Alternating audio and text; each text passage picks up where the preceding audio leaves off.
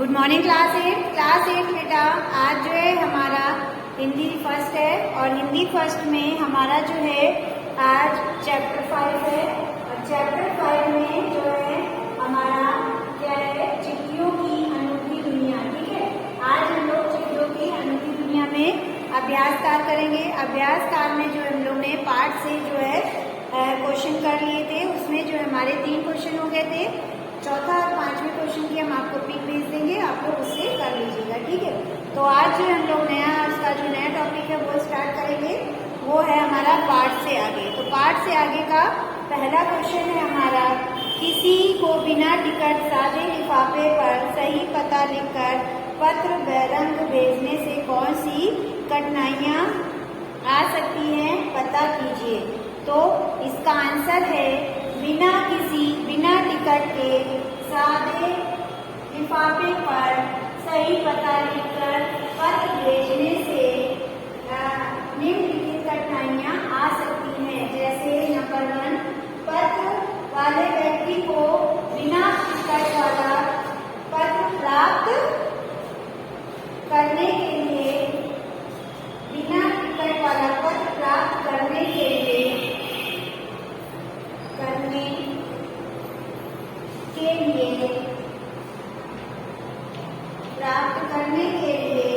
Ticket के मूल्य से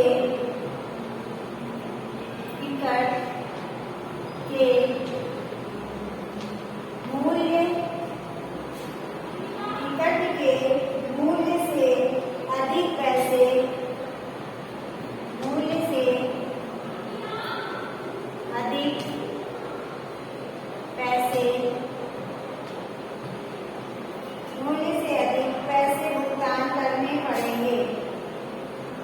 भुगतान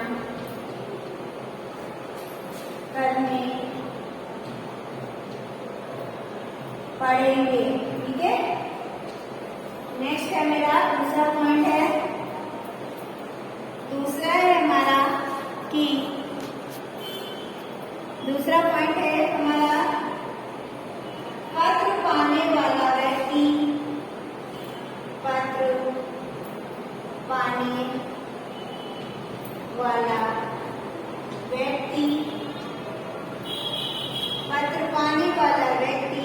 यदि बताए गए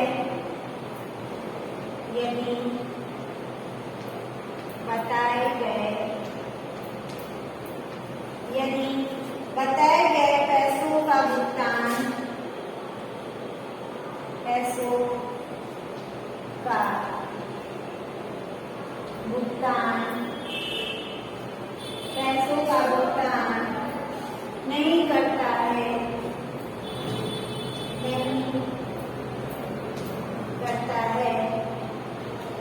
नहीं करता है तो पत्र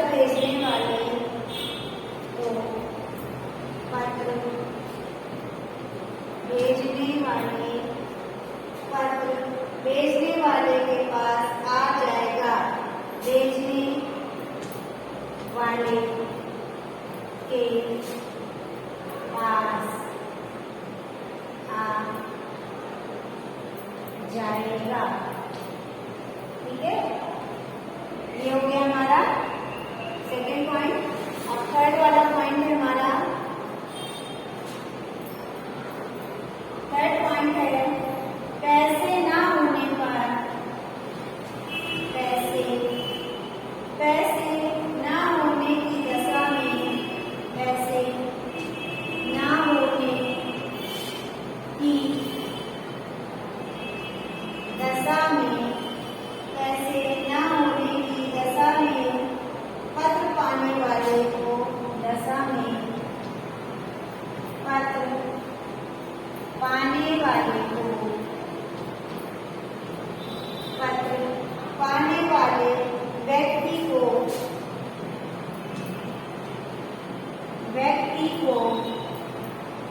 पत्र पाने वाले को व्यक्ति को कठिनाई का सामना करना पड़ेगा।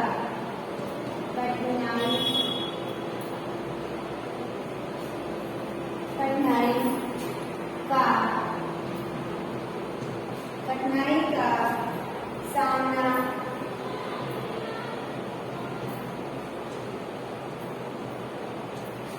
करना पड़ेगा।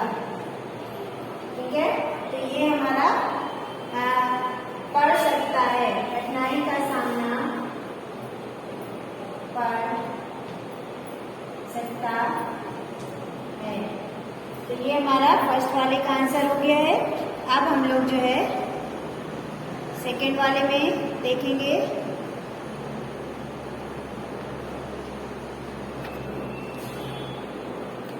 सेकेंड क्वेश्चन क्या है, पिन कोड भी संख्याओं में लिखा गया एक पता है, कैसे? पिन कोड जो है संख्याओं में लिखा गया एक पता है, कैसे? इसके बारे में बताना है। तो इसके बारे में चलिए हम लोग लिखते हैं। तो बेटा देखो, पिन कोड या पिन शब्द का विस्तृत रूप पोस्टल इंडेक्स नंबर है, यानी कि पोस्टल इंडेक्स नंबर होता है। किसी भी जगह का पिन कोड 6 अंकों का होता है। इसके हर अंक का एक खास स्थानीय अर्थ होता है। ठीक है, जो 6 अंक होते हैं उसके अंदर खास एक स्थानीय अर्थ होता है। पिन कोड का पहला अंक राज्य का, अगले 2 अंक क्षेत्र के तथा अंतिम 3 अंक जो संबंधित है डाकघर से।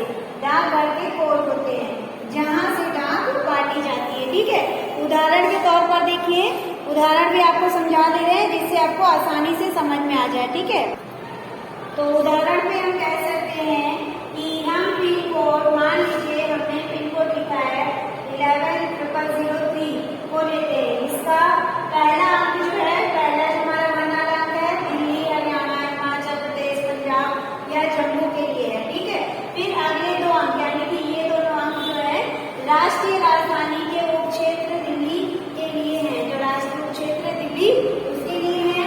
इसके अंतिम 3 अंक, यानी कि ये तीनों जो अंक हैं डाकघर सब्जी मंडी आजादपुर के लिए है, जहां से डाक वितरित की जाती है। ठीक है, पत्र पाने वाले यदि सुप्रसिद्ध है, यानी कि वो प्रसिद्ध है, तो उनका पिन कोड लिखने से ही पत्र उस तक पहुंच जाता है। जो अगर उस पर पिन कोड लिखा होता है तो उस तक पहुंच जाता है।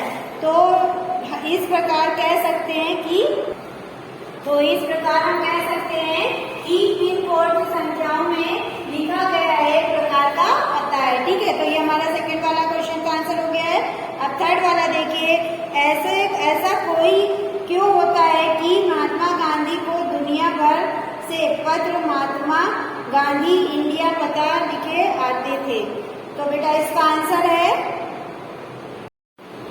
तो थर्ड वाला मेरा आंसर है बेटा, महात्मा गांधी विश्व प्रसिद्ध एवं लोकप्रिय व्यक्ति थे। स्वतंत्रता आंदोलन में उनके दिए योगदान ने उन्हें भारतवासियों के बीच महिमा का बना दिया था, मसीहा बना दिया था।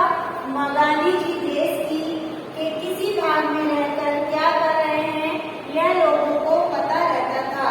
महात्मा गांधी को दुनिया भर से भेजे गए पत्रों में महात्मा गांधी इंडिया लिखकर इसलिए आता था कि वे भारत में जहां भी होंगे पत्र उनको अवश्य मिल जाएगा। तो थर्ड का क्वेश्चन ये था हमारा आंसर।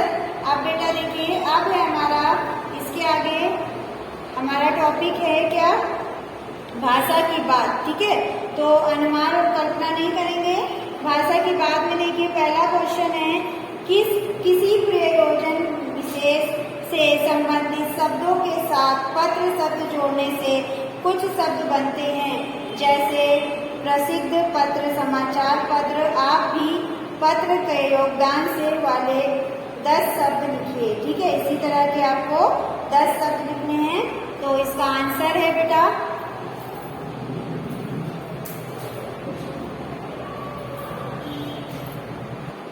तो पत्र के योग से बनने वाले 10 पत्र कौन कौन से हैं? अंक पत्र, निमंत्रण पत्र, संधि पत्र, बधाई पत्र, मान पत्र, नियुक्त पत्र, निलंबन पत्र, त्याग पत्र, अधिग्रहण पत्र, प्रार्थना पत्र। ठीक है, तो ये हमारे 10 पत्र बन गए हैं। अब दूसरा क्वेश्चन देखिए, दूसरा है हमारा व्यापारिक। हमारा नेक्स्ट क्वेश्चन है, व्यापारिक शब्द व्यापार शब्द के साथ एक प्रत्यय के योग से बना है। एक प्रत्यय के योग से बनने वाले शब्द को अपनी पाठ्य पुस्तक से खोज कर लिखिए। ठीक है, तो इसका आंसर है पाठ्य पुस्तक से खोज कर एक प्रत्यय के योग से बनने वाले शब्द हैं। तो ये देखिए हमारा सेकंड का है पाठ्य पुस्तक से खोज कर एक प्रत्यय योग से बनने वाले शब्द हैं आंतरिक, स्वाभाविक, आध्यात्मिक, ऐतिहासिक, सर्वाधिक, परिश्रमी और पौराणिक, सामाजिक, आरंभिक, सार्वजनिक, प्रारंभिक, माध्यमिक, आर्थिक, असामाजिक, रासायनिक, प्राकृतिक, अप्राकृतिक, जैविक एवं अजैविक। ठीक है, तो ये हमारे प्रत्यय जोड़कर बनने वाले शब्द थे।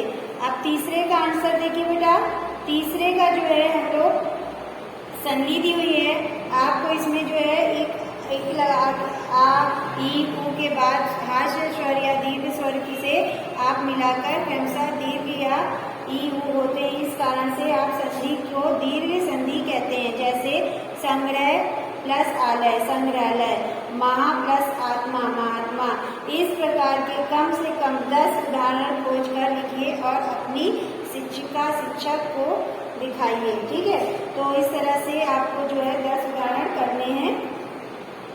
तो ये हम जो है आपको कल की क्लास में बताएंगे। तो आज की जो क्लास है हमारी समाप्त होती है।